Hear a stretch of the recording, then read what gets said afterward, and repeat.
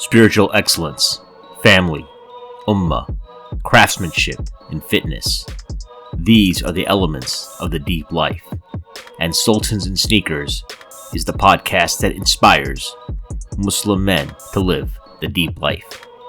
I'm your host, Mahin the Podcaster, and welcome to the show. Assalamu alaikum, and welcome to a very special episode of Sultans and Sneakers, a rare solo episode, and one that a few people have been bugging me about, and something that that's because I actually had told them that I was going to do something like this. So this episode is going to be a review of the 2023 Al-Maqasid retreat that I had the opportunity to attend with my family a couple of weeks ago now, in early August. And it took place in a place called Lakewood, Pennsylvania. So I want to start with what Al-Maqasid is. So for those of people who are not familiar, Al-Maqasid is a community that's situated in a small town called Macungie, Pennsylvania. It's about 20 minutes from Allentown, about an hour or so from Philadelphia. And it was established by Sheikh Yahya Rodis, maybe about, I think, around 10 years ago or something of that sort. So it's a small community, but a lot of people have started moving there. It's a very, I would say, from the ground up, a lot of self-sustaining elements of it. They have a farm. They source their own animals from the farm for their halal meat. They have a school there. They have a seminary. So people are now going there to study. So I had a chance to visit back in June of this year when I was there for work. And, it was definitely beneficial. I had a chance to attend a Mawlid gathering when I was there. But I had known of Sheikh Yahya and Al-Maqasid for some time, to be honest. They came to Chicago about a year ago for an outreach tour. This was in the spring of 2022. Had a chance to spend some time with them. But I can't recall the exact time that I realized that they had this retreat going on. I think I was seeing things on Instagram or social media, and that's how people are made aware of things. But for me, I think it was late in 2022 at some point that, my family and I, we're in Chicago. We're always going to these conventions like ISNA or Mass ICNA. But at the end of the day, I'm like, are we really, are these conferences really moving the needle for us? Is this something that my wife and kids and myself are really, improving as individuals, right? And I think that's, you got to think about these conferences when you go. I mean, we have a good time, don't get me wrong, but you spend money, you spend hotel money, you spend money for registration, you spend time. You hope to get some long-term benefit out of it. But if it's just like a vacation, like literally you just enjoy yourself, you go to the bazaar, you hang out, I don't know that you're getting as much bang for your buck. So I had heard some things about the Al-Maqasid retreat. I had spoken to some people there, and, I just thought that this is something that I wanted to do. And I actually want to show y'all, there's a clip where I talk about this from a podcast I recorded in January. We'll see if it comes through here. I'm going to go ahead and share my screen. And then hit this tab right here, share this guy. And then here, see if y'all can hear this or not. I want to take the family on a vacation, like probably in August or so. I think there's a camping trip in Pennsylvania that I'm thinking about taking. Oh, cool. So, yeah. Is that the Sufi one? Yeah. You heard about it? I've heard about it. One of my friends went on it. Really? Really enjoyed it. Just this past year, him and his wife went to it, and they loved it. Who's your friend? Sohaib bin Dawi.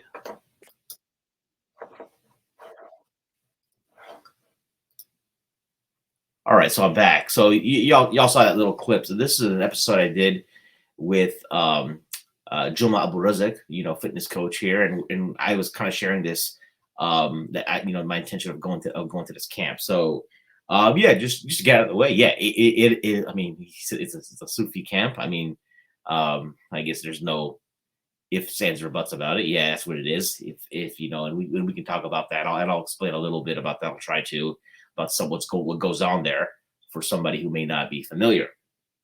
But yeah, so that's something that I I wanted to do. I talked to some folks. Everyone I spoke to really was high on their experience. They said the kids really enjoy it. It's a family retreat. It's a week long. It's usually the second week of August. So I had started doing my research by looking up links of their old retreats to kind of get an idea of what it entailed, right? But even then, you couldn't really replicate. But I got the dates. I would understand like at least okay, this is that amount of money. I've got a budget for it. I have some friends in the Al-Maqasid community. They gave me some information, and then I made sure I got on their mailing list. Okay, so this was like last February, January or so, right? That I reached out to Al-Maqasid. I was like, I'm, when is the link going to be live? They said it's probably going to be like in after Ramadan, so look for it then, right? So, both my wife and I, we got a reserved time off from work. So I remember this is probably in like after Ramadan, I start checking the website. I still see 2022 up there, nothing for 2023. I check in again with them and they say, oh, it's going to be live in a few weeks. This is probably in, I would say mid-April-ish or so, right? So I remember she comes home from work one night. This is in early May, and I will say May 2nd to be exact, because I know when the registration was. So she comes in and she's like, hey, can you confirm the dates again of that retreat? So, and again, I'm going based on the 2022 dates, and I'm assuming they're going to go very similar dates.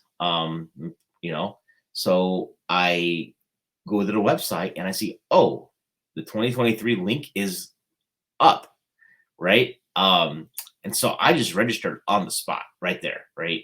And there's a option as well that when you register, that if you may be eligible if you have a large enough family, and I've got 3 kids, for a private bunk or a semi-private bunk.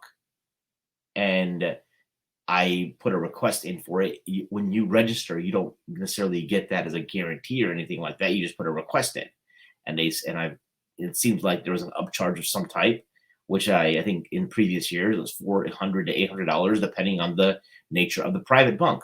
So I'm like, what? Let's go ahead and do that. And my wife was kind of like, well, if we don't get it, it's not a big deal. They'll put us in same gender bunks and stuff, I think. And I'll talk about that, how that actually looks, later in this video. So I went ahead and just signed up right away. This was May 2nd. The link had not even gone live as far as like social media. Like they had not advertised anything. There was no email that was sent out, right? So rule of thumb number 1, if you listen to this video and you want to go for 2024, I would regularly check their website. When you go to Al-Maqasid, I think just go. I think it's almaqasid.org or almaqasid.com. There's a section for retreats. So they do retreats throughout the year, small weekend retreats, but this summer retreat is their big annual retreat. Okay, and it's not held at their camp, at their actual site. It's actually held about 2 hours away from where they are in Lakewood, Pennsylvania, about a little north of Scranton. You're almost close to upstate New York at this point. So, so just I would start checking. Get on the list, but at the end of the day, you can't rely on a social media post. Okay. I had spoken to one of the organizers, and he had told me that like people who really got the private accommodations were the ones who registered before it even got live, because they don't have a lot of private accommodations, and I think to be eligible, you have to at least have a family of 5, like at least 3 kids, which I do have, right? But people who like waited, and maybe they registered the day that the social media post went live, which I think was May 7th, and I registered on May 2nd. That's a 5-day gap. Those people, for the most part, did not get private accommodations. And the organizer was telling me, yeah, man, I mean, it is what it is, but people were not happy. They were like, how is it possible? I registered when it went live. I'm like, yeah, but the link was actually up. People still beat you to it. It's literally like a mad scramble. So for both registration and if you want family accommodations, I would say you need to be checking every day, maybe after Ramadan next year.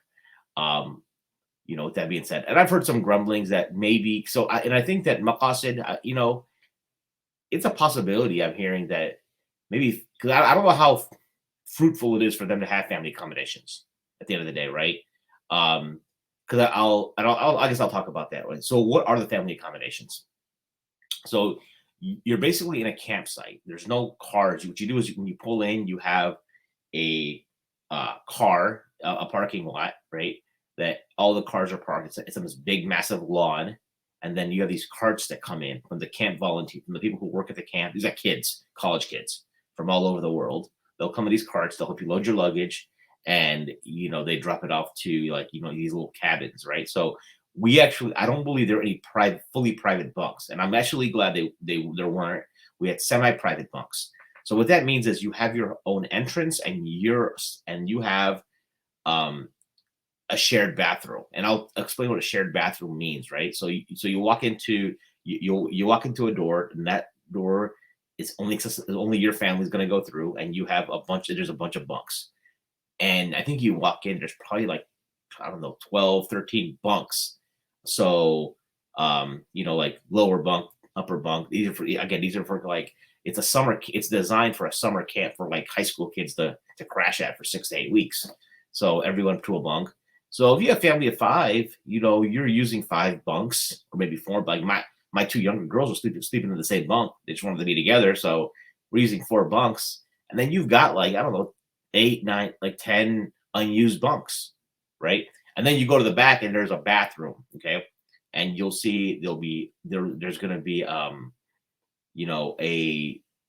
a shower, and there's going to be 2 stalls and a sink, and a big sink. And then you'll see a curtain.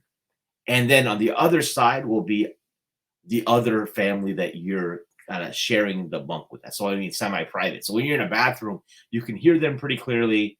Like, there's only a curtain there, right? You got to make sure the curtain stays up. I mean, usually make sure some kid doesn't move it, right? Because then you have open access to the other family's bathroom.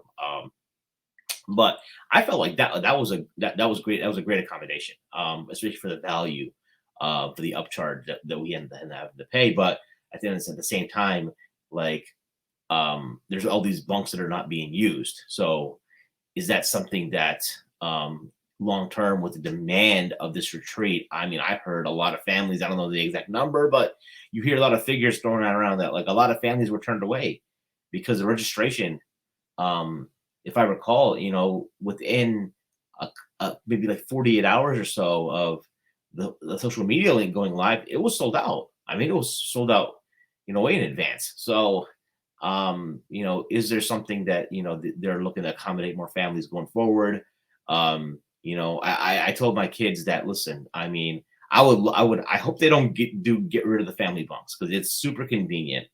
For those of us with like larger, with more kids, if the kids want to, you always have an accessible restroom. If the kids need to go back to the cabin for to use the restroom, they're good. If you need to take a break to get a nap in, which I'll share the schedule. It's pretty intense. You don't have to worry about a bunch of other people in there, causing ruckus or whatever, right? But I think the other option that people have as families, they do set up tents on the campsite. And so if you set up a tent on the campsite, you get access to a same gender bathroom. So let's say, for example, you have a tent. So I think what they do is they have these specific cabins set up that are only for restroom use. So it'll be one cabin. So essentially 2 separate standalone buildings, one for men, one for women. There's obviously bunks in there that are not being used. I think they're used as emergency situations in case it's like really terrible weather and the tent people need a place to crash. I think and this was actually like this the first day we got there. And then we had, and then there's going to be 4 bathrooms. So 4 bathrooms for men from tents and 4 for ladies. So everyone I spoke to who set up a tent, they actually were pretty good with it. I mean, sometimes the kids were a little scared. They're nervous the first day, but it's one of those things that, I mean, I was talking to one of the brothers who does a lot of camping. He just said, listen, you got to get the kids used to it early, right? It's something that there's really nothing to be worried about.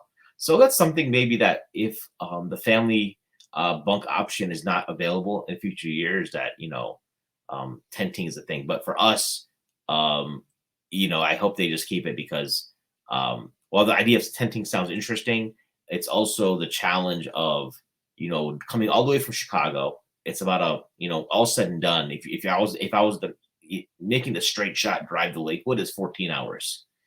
You taking breaks and stuff. And then you think about, hauling extra camping equipment like tents and stuff, right? And then coming back and then tearing it down versus just leaving your bunk, which is a lot quicker, I think, on the way back, because by the time the camp ends on a Sunday morning, you're not really leaving there till 11 a.m. Eastern, 10 a.m. Central. I arrived home at midnight, so that's just a long drive, So I think that's where I would say, but the camp was totally worth it. I would, even if they had his tent, there's no doubt that I would be wanting to go back. So let's talk about the schedule a little bit. I talked about registration. For those folks who are interested, listen, if you're the average cost for lodging and food for the whole week is about $500, whether adults and kids. I think adults are like 600, kids are like 400 for early registration. And like I said, it seems like if you're not early registering, you're not even getting in. So I think that's a pretty good deal, right? The accommodations again are pretty bare bones. Okay, there's no TV in there. It's just like this wooden cabin. There's a few electrical outlets for you to plug in your phones and keep them charged. Yeah, you might have some bugs in there. If you're, there's mosquitoes and maybe some spiders, that kind of stuff, right? But overall, it's a pretty clean but very, very bare bones, very simple setup for housing. And I guess the point is that you're not going to be spending, they hopefully don't want people just hang. It's not a place you're going to like hang out. It's not a fancy hotel. It's not like a resort. You're not going to be like tempted to just want to hang out there, right? You're just going to want to be there for like rest, changing clothes, and then you want to be back at the session. So let me share my screen again, and I will show y'all kind of how the schedule looks like. So this is the adult schedule. You can see here that yes, it starts pretty early. 4:30 in the morning. So I'll talk about Monday first. So that's a good way to do it. So Monday we arrive. We arrived around, I would say between 6 and 6:30, I think it was, because we were in Pennsylvania for a few days. We did like a full family vacation out of it. Did Philadelphia, did some historical sites, went to the Pocono Mountains. So we were up in the Poconos Sunday night. Monday we did Delaware Gap State Park, it's a national park. Got into Al-Maqasid. Got into the camp around 6 or 6:30. Got our roof, but there was a torrential downpour going down when we pulled in. So it was wet and it was like messy and muddy and all that. So by the time we got I got my bunks, and then we basically were able to load some things and then had dinner. And then I during the welcome address, I went and grabbed another cart from one of the workers there. Oh, by the way, these kids are like really do a nice job of helping you out during the week. And so they just load up the rest of my luggage and we take it to the back to the cabin. So the first full day, look at this. It starts at 4:30 in the morning. Pre-Fajr invocations is essentially just Athkar there. So you have this main center that a lot of the events are happening at. So you're there. The way we did it, since my wife and I were obviously in a private bunk, semi-private bunk, we can't both leave for this program. So with the kids that we have, we kind of alternated. So the way this works is to be honest, Fajr's at 5:15. My goal would be there would be to be there by 5. So I'd said, so you're trying to knock out by, let's see, scroll down here. You're trying to be knocked out by 11 o'clock at night, right? Trying to. So you want to be, I was setting my alarm for like 4:50. So you're getting just a little under 6 hours of sleep, maybe 5.5. First night was rough. First night was just like, I didn't sleep well at all because the kids were like, I was paranoid about my kids falling off the bunk, all the creaking. It just I probably slept 2.5, 3 hours only on Monday night. just getting used to the new surroundings. So, you know, so with the Fajr, but then I came right back to the cabin. Set on Wednesday, I stuck around. It was about like, got there around 5 or between 4:50 and 5. You participate in the last part of the invocations. And then you have Fajr, and then what they do is they have Wird al-Latif. So Wird al-Latif is a prescribed set of adhkar that is specifically, I guess it's known to the Ba Alawi tariqa. And Al-Maqasid, or Sheikh Yahya wrote this, and it's probably fair to say that I talked a little bit about I think in the clip you saw that Juma talks about it's a Sufi camp. Well, yeah, they follow the Ba Alawi order, right? I'm not a Ba Alawi. I don't ascribe to their order. My wife doesn't. You don't have to be one. I do, but I do have a great deal of respect and admiration for the Ba Alawis. I mean, when I see the people of that order of specifically, I'll mention some people like Ustad Noel Saunders, someone who's studied in Tarim, Yemen, just someone who's just so attached to the Quran, and just I see his etiquettes and his adab. That's just something that's aspirational, right? So I knew what I was gonna kind of get. So the Wird al-Latif is a morning and evening. It's an invocation from the Ba Alawi order, and I think this is a good time maybe for me to explain a little bit more about the Ba Alawi. The best I can do is actually we have a book here, so I will stop sharing and go back to so I've got this. So if you've got this book, it's Exemplars series from I got from Mecca Books. This is Imam Ahmad Mashur Al-Haddad. So one of the instructors there who came, Habib Hussein Al-Saqaf, was, I wouldn't say a student, but like someone who was benefited from Imam Ahmad Mashur Al-Haddad when he was a teenager. Imam Ahmad Mashur Al-Haddad, had passed, had near the end of his life, lived in Jeddah in Saudi Arabia, and he passed away, I think, in the mid 90s. But I'll share a little bit about the Ba Alawi. So, because people hear Ba Alawis, they're like Alawites, like Syria, Bashar al-Assad, like what's going on there, right? So they, this is what the book says, right? So they're a branch of Husseini Sayyids. So they're from the lineage of Imam Hussein radiallahu anh, and they had settled in Hadramaut, Yemen, in the 4th century of the Hijrah. And they were known as the Banu or the Bani Alawi, the children of Alawi, because of one of their early ancestors, Imam Alawi ibn Ubaidullah.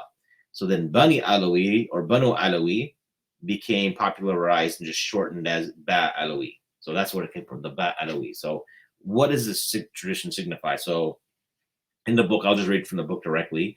About 300, and this is more of, and this will I think explain more of the practices and the mindset, the methodology of the Ba Alawis you see today. So about 300 years ago, there appeared in Tarim Hadramaut a truly unique scholar and saint who left such an imprint on his and subsequent times that since then, all Alawis consider him their spiritual master par excellence. This was Imam Abdullah ibn Alawi Al-Haddad, rahimahullah, who formulated the Sufi path in terms suitable for the times to come, and called the new manner of doing things the people of the right hand, tariqat ahl al-yamin, as opposed to the much more strenuous method of the drawn near, tariqat al-muqarrabin, which his ancestors had practiced.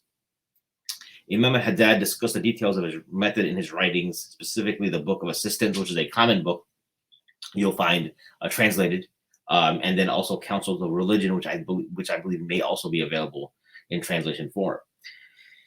It is perhaps opportune to say something about the concept of dawah is understood by the Alawis in general, and Imam Abdullah Al-Haddad in particular. For Habib Ahmad, the author, the book this book's about, closely adhered to his ancestors' teachings. The main goal of the Alawi Sayyids, as of all men of God everywhere, is to please their Lord to the very best of their abilities. Nothing pleases God more than to be of benefit to his creation. To go about it systematically, we must say that benefit in this world may involve any of the 3 levels of human existence. The lowest, which is the physical, to the intermediary, which is the psychological, to the highest, which is the spiritual, and then to the life to come, which is to attain to paradise. The physical level must extend beyond human beings to the entire environment. animals, plants, oceans, rivers, fields, and mountains. Humanity is God's vicegerent on earth, responsible for the well-being of the entire planet. Therefore, when striving to improve the physical living conditions of mankind, as they are under obligation to do, Muslims are equally under obligation to be ecologically conscious and avoid all forms of pollution.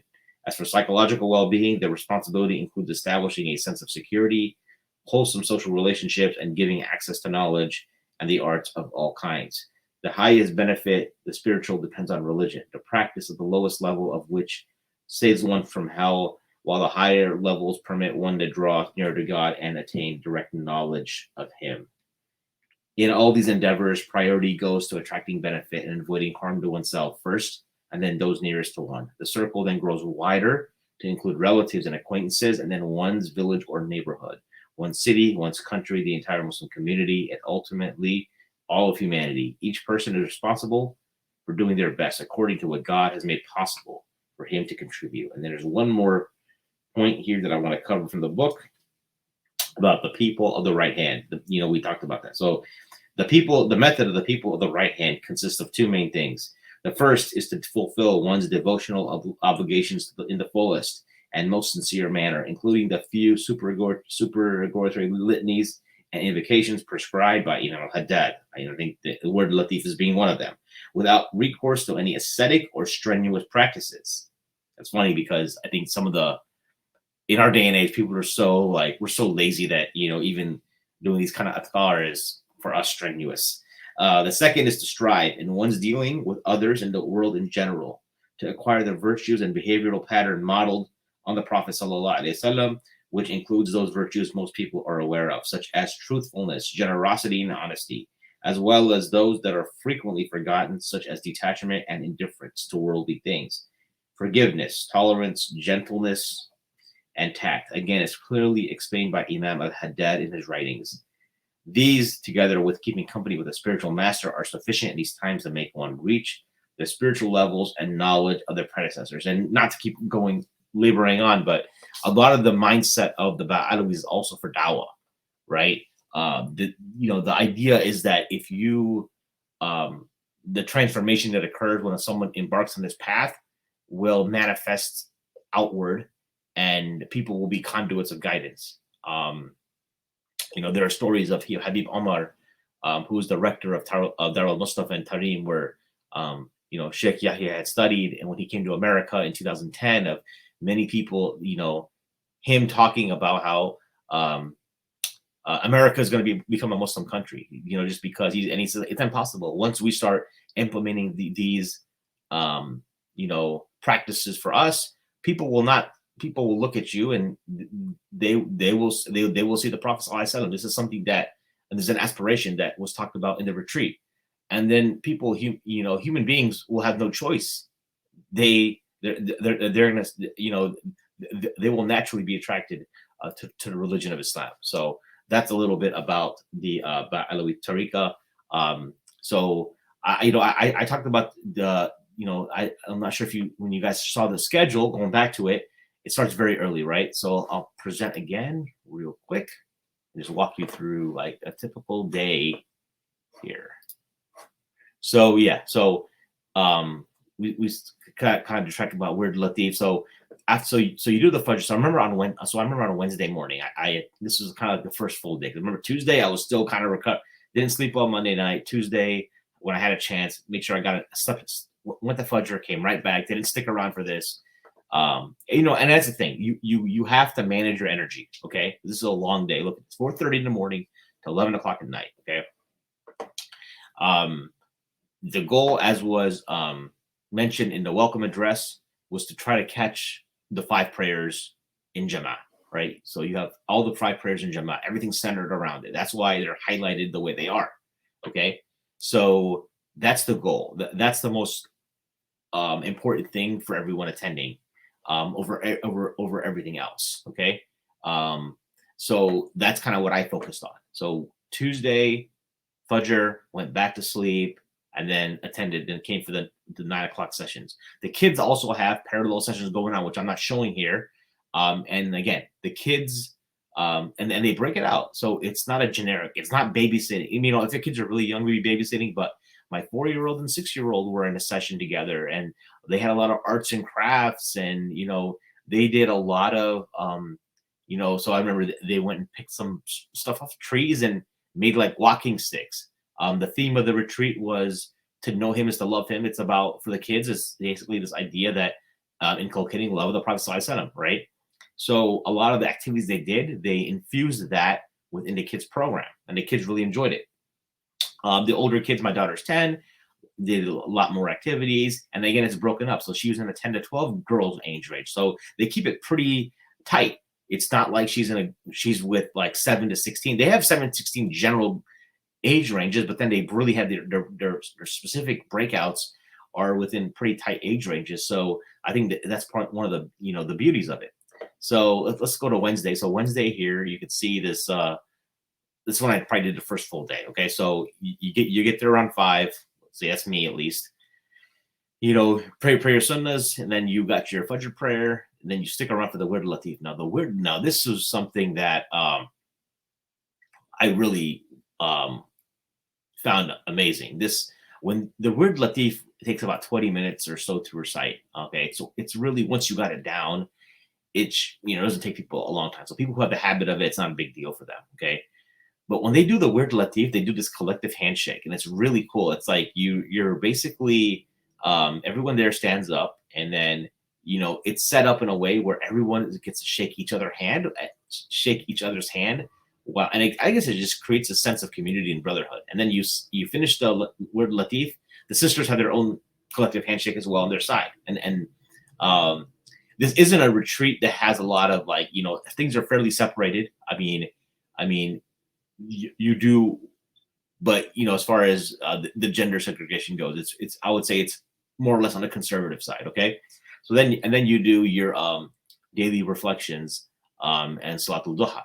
So I remember the Wednesday, what happens is so Ustad Amjad Tarsin, who's one of the instructors for Al-Maqasid, he will pick a verse of the Quran, and the idea of this is basically that we don't do enough tadabbur of the Quran. The Quran is meant to be pondered upon, so he'll pick a certain verse, and it's not that people are doing tafsir, but it's more like they are reflecting upon the impact of that verse for themselves, kind of thing, right? So there's this idea that people share some reflections, and I think the specific day was about the verses about how Allah revives the brings the living from the dead, right? So that's kind of what we did. We did some reflections there, and people shared some reflections, and then the idea is then you stick around and you play Salatul Duha, because it's known that the person who prays Salatul Fajr in congregation then sits in the place and then remembers Allah and then prays Salatul Duha, that there's a reward that is equal to an accepted Hajj and Umrah, right? So this is again, that little nugget is like a mindset of what's going on all week. People, this retreat is just infusing you with like prophetic practices throughout the week. People want to talk all this stuff about Sufis and their bidah and all that stuff, right? I'm just telling you, this is what I this is the kind of stuff. I don't know how you argue with this, and you can't argue with the results, okay? And then you go on to breakfast. Let's talk about food for a second. So the breakfast, they're pretty regimented as far as the timings go, right? The schedule moves along pretty quick because the camp is on time with their food. And you have your windows for breakfast, lunch, and dinner. You miss those windows, it's not like you can just go to the cafeteria and get food, right? People probably pack some snacks here and there, but you're going to be there. I mean, the kids, we made sure that we were there at 7:30, right? And they had pretty good breakfast, I would say, everything, by the way, everything's sourced halal, hand cut, hand slaughtered for the whole week.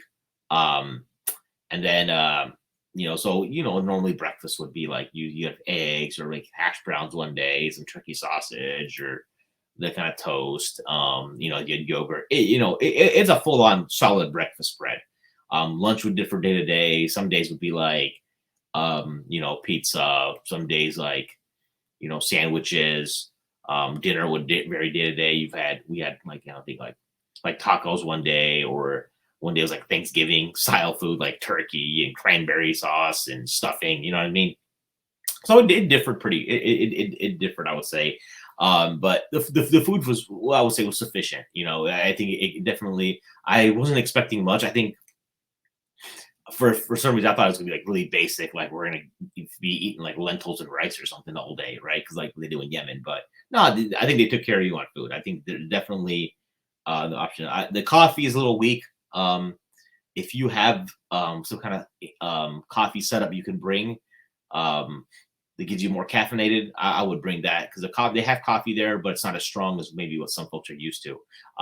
My bunkmate, meaning that the family we shared, the private bunk was Imam Tom Fakini, and he made me espresso one day, and that really hit the spot.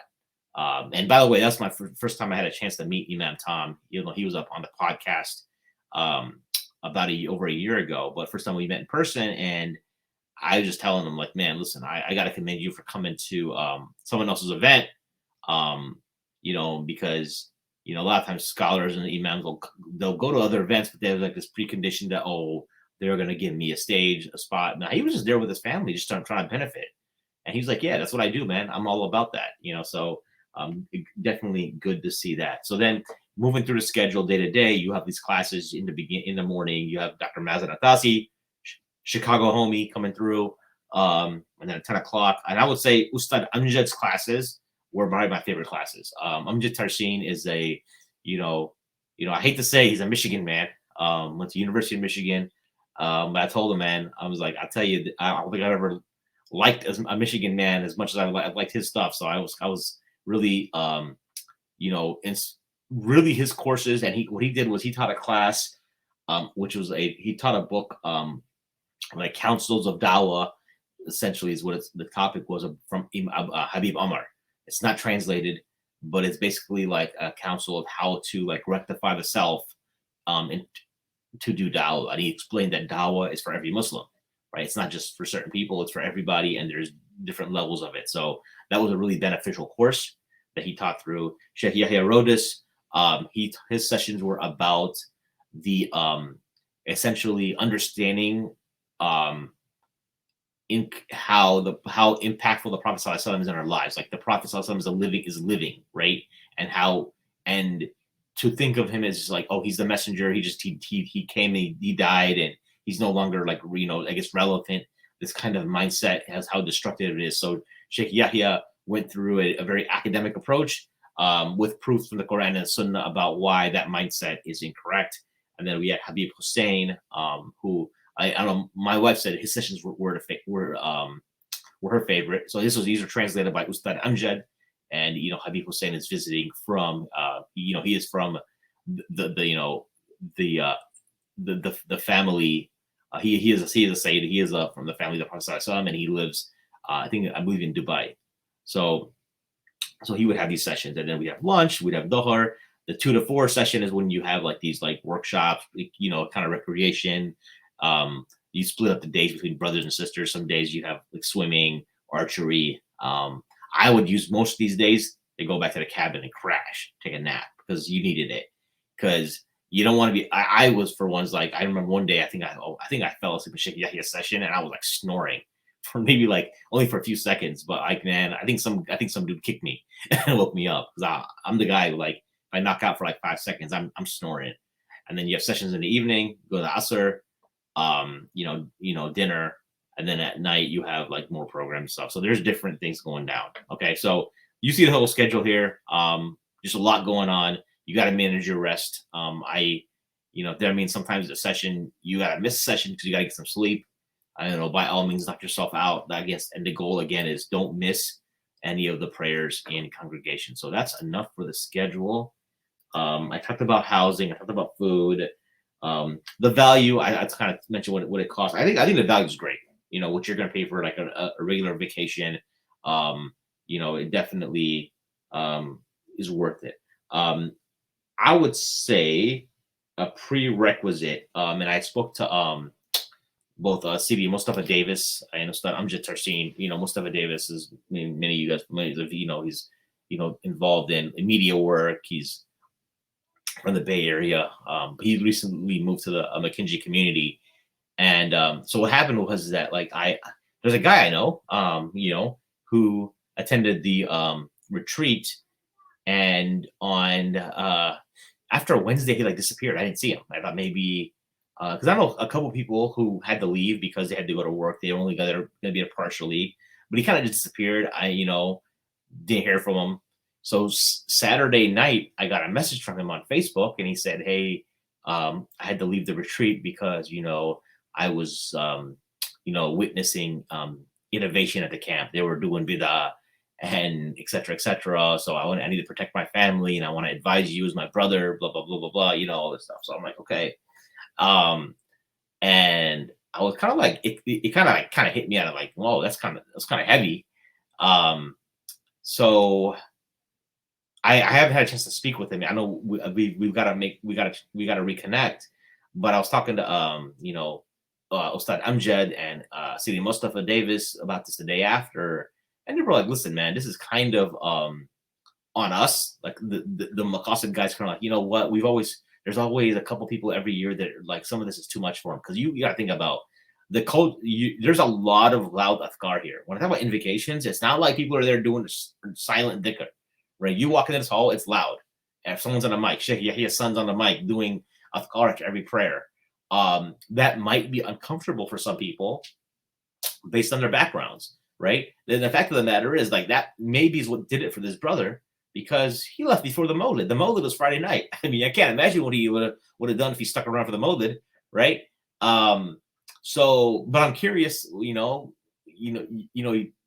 how you even register for something like this without knowing what you're getting yourself into. But I suggested to the instructors that maybe in future years, maybe on day 1 or day 2, they can have like a little overview of what to expect, because for some people, maybe they've never experienced anything like this. They may consider it weird or whatever, and then and the thing is, and they go back to their communities like, man, I just don't go. They're a bunch of innovators, blah blah blah blah blah. But the person themselves can't even define what bid'ah is.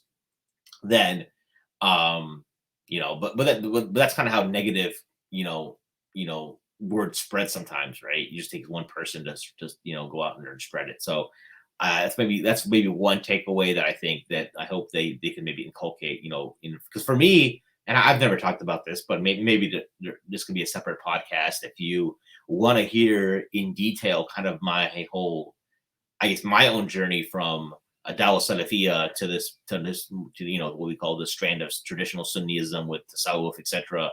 Let me know, and I'll make another solo monologue video about it. But that took years for me, right? So if somebody just come in and kind of like, raw, I could see how it could really, throw them off, throw them for a loop. So maybe that's something that the guys can, incorporate for future years. So I want to talk a little bit about, and I think one of the best things about it is just like, hey, the people you meet throughout this camp, right? I mentioned Imam Tom Fakini. I had a chance to meet, Sidi Uthman Ames, who's Nasheed I've listened to for years. He's a Filipino convert from the Bay Area. Really, really genuine, nice guy. Someone that's like, I just connected with. And then he also wrote Trans Jiu-Jitsu. Dr. Omar Mahmoud, who just moved back from Qatar, another, he's a purple belt in Jiu-Jitsu. So we had a chance to chop it up a little bit. Shoaib Newton from Philadelphia, who's Ustad Nu Saunders, one of his like main guys. So just a lot of people. If I didn't name anybody, I apologize. But like these, just obviously my man Omar Gad from Toledo. Had a chance to just reconnect with him. They're doing a lot of great things in Toledo with Ismail Bowers and Imam Ahmad out there. So just people from all over, just like the really, who are very like, everybody I met was just like really about it. You know what I'm saying? So you didn't have, you didn't have anyone trying to really bring some folks down. I'll share with you an interesting person, but probably the person that really, I think, kind of a person you wouldn't expect to be there, right? So I think on Monday I see this dude, like a white dude with a tattoo, and he's walking around with this like Naqabi wife and a kid, and they're in this cafeteria. And I think we had a breakout session a couple of days later, and then he introduced himself. He's like, hey man, hey guys, I'm Dan from Florida. I'm a new Muslim. I don't like know these fancy words you guys use and like dunya and stuff like that, right? So he shared some reflections. So long story short is found out that his because I think he shared this at a reflection that I wasn't at, but one of the brothers told me is that his wife and him were actually non-Muslims together. Like they were married as non-Muslims. She's from a secular Turkish family, and I guess the last remnants of Islam for her were, I think, her grandparents or something like that, if I recall. Someone was telling me. So they were both non-Muslims. They ended up getting a divorce, and she converted about 2 years ago, right? And she shared some really powerful reflections. And this is the sisters wears the niqab. She shared some very powerful reflections. At one of the post Fajr sessions about like how like the Quran, just like first time she really read it, was about how her life was chaos, and the Quran just like made it all make sense, right? So anyway, she converts 2 years ago. I think this brother ends up seeing Dan. He sees like the effects of Islam on their son, and then about 7 months ago or 8 months ago now, he converts and remarries her. Okay, so then I get me and him get talking a little bit more. He's into jujitsu and like lifting and all this kind of stuff, and he tells he's got a business. He's sharing some stuff about like, I'm like, where'd you go to school? He's like, I never finished college. I come to find out that he is one of these like digital millionaire type guys, right? And so he's written books, he's got a YouTube channel, etc. So I've been consumed, but so it's funny, you'll never. And I follow him. I followed him on Instagram. I see a lot of my friends like who don't even know this backstory, and he's actually not super. I'm kind of outing him a little bit maybe, but he told me something that you got to embrace discomfort. So Dan, if you're watching and I'm outing you, hey, you got to be a little uncomfortable about being open to your Islam. You know what I'm saying? You'll get there eventually. I mean, people are going to pick up on it because I think on social media sometimes he'll have his wife, in the niqab in a reel or something, that are doing their thing. So, yeah, I think that he's, I'm happy to, welcome to the fold, and he's somebody that we need. He's got a lot of wisdom, business acumen. So, and I'm, hoping to like benefit from his stuff.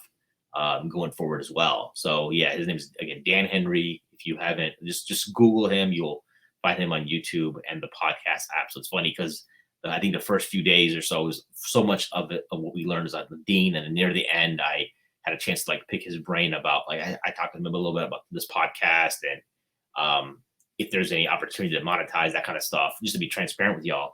And he gave me some advice, etc. But I got some dunya at the end as well. You get what I'm saying? So that was cool.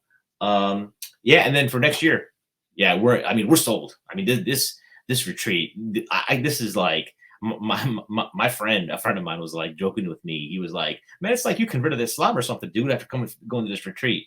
And I'm like, I kind of do feel like it. I feel like this is like after coming back from Hajj. You know what I'm saying? Like just the mindset, the practices that you're dialed in on, stuff that you've been negligent about. You know what I'm saying? I mean, it's this retreat is a game changer. Okay, I don't know of anything else in North America that's like this. Sheikh Yahya and the Al-Maqasid crew have done a masterful job of having the system. I mean, they've got it down. They make the living arrangements livable, but not luxurious. So you're not going to be gravitated, and then you're going to be in these gatherings of 5 daily prayers in congregation, athqar, and then around people who love Allah and who love the Messenger of Allah sallallahu alaihi wasallam.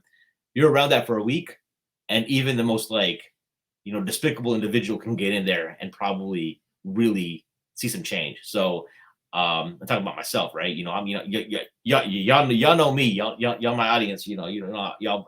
I'm always saying something ratchet or whatnot.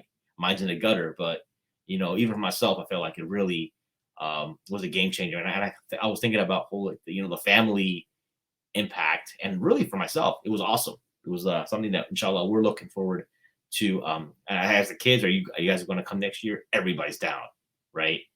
And so we're looking forward to making this a regular occurrence for the family. And I recommend for anybody who can get out there. Again, it's going to be out. It's always, I think this campsite is where they've been the last couple of years, but usually they're out on the East Coast. But no matter what, man, you got to, the value's great. I recommend it for everybody, especially with kids. Kids will have a blast. There's nothing else like it. So if you have any further comments or questions, you can email me at info@sultansandsneakers.com. And, I look forward to hearing from y'all. And I hope y'all enjoyed this solo episode about my experience at the Al-Maqasid retreat. Till next time, I'm your host, Mahin the Podcaster, signing off. Assalamu alaikum.